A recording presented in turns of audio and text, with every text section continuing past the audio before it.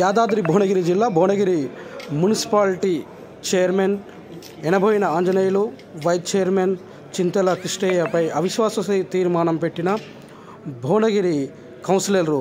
భువనగిరి మున్సిపాలిటీలో మొత్తం 35 మంది కౌన్సిలర్లు ఉండగా 31 మంది కౌన్సిలర్లు సంతకాలు పెట్టి అవిశ్వాస తీర్మానాన్ని అడిషనల్ కలెక్టర్ వీరారెడ్డికి అందజేశారు.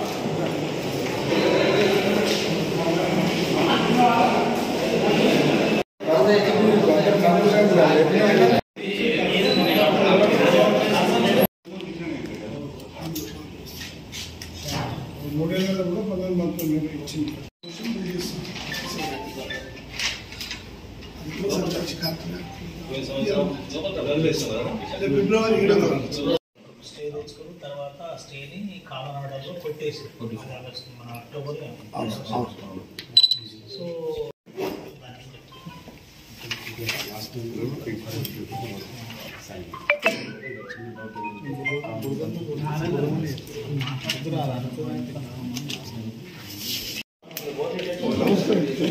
ఫోన్లో ఉంటే సరిపోతుంది. ఇది కాదు కావాలి.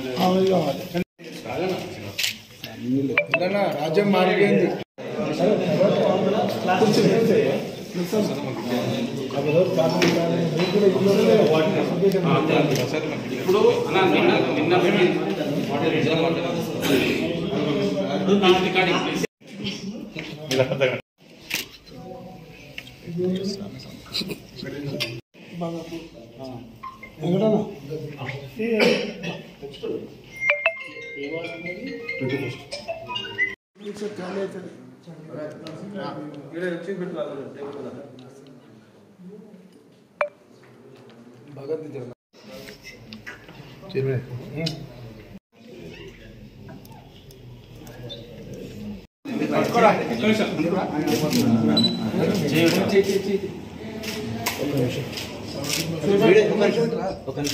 కేసీఆర్ 15 రోజుల కొత్త చైర్మన్ వచ్చేయాలి మాకు. భువనగిరి పురపాలక సంఘం చైర్మన్, వైస్ చైర్మన్ల మీద, ఆంజనేయులు, కృష్ణయ్యల మీద ఈరోజు 31 మందిని కౌన్సిలర్లందరూ కూడా గౌరవపదమైనటువంటి గౌరవాల మర్యాదలు లేకుండా పోవడాన్ని అన్యదా భావిస్తూ మేమందరం కూడా ఈరోజు గతంలో 7వ తారీఖు 2023 ఫిబ్రవరి నాడు ఇచ్చినటువంటి దాన్ని అనుసంధానం చేసుకుంటేనే దాంతోపాటు ఆనాడు 19 మంది, ఈరోజు 31 మందిని కలిసి అవిశ్వాసం మీద నోటీస్ ఇవ్వడం జరిగింది.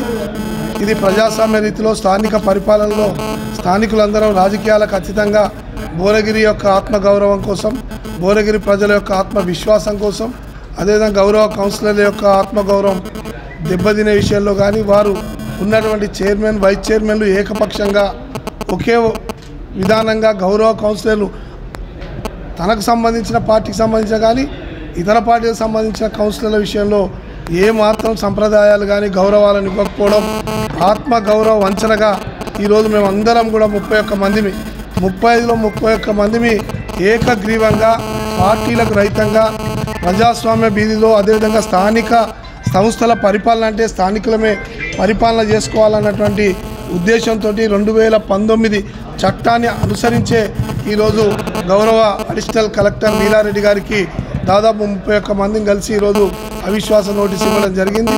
కాబట్టి గౌరవ కలెక్టర్ గారు సోమవారం నాడు వస్తారు. వారు వచ్చిన తర్వాత మేము ఇచ్చినటువంటి పాత నోటీసును, అదేవిధంగా వాళ్ళు గతంలో చైర్మన్ వారికి సంబంధించిన 30 మంది చైర్మన్లు మేము ఇచ్చినటువంటి నోటీసులు 30 కౌన్సిల్లకు సంబంధించి తెలంగాణ రాష్ట్రంలో వాళ్ళు హైకోర్టు పోయారు. మేము కూడా అప్పుడు ఆ కోర్టు ద్వారా కూడా చైర్మన్ వేసిన పిటిషన్ను రద్దు చేస్తూ హైకోర్టు తీర్పిచ్చింది కాబట్టి దానికి అనుసంధానం చేసుకొని 31 మంది ఇచ్చిన నోటీసును వెంటనే పరిగణనలో తీసుకొని మాకు అవిశ్వాస తీర్మానం ప్రవేశపెట్టేటువంటి అవకాశాన్ని డేటును త్వరగతిగా ప్రకటించే విధంగా గౌరవ కలెక్టర్ గారిని భువనగిరి మున్సిపల్ కౌన్సిల్ పక్షాన విజ్ఞప్తి చేస్తాము.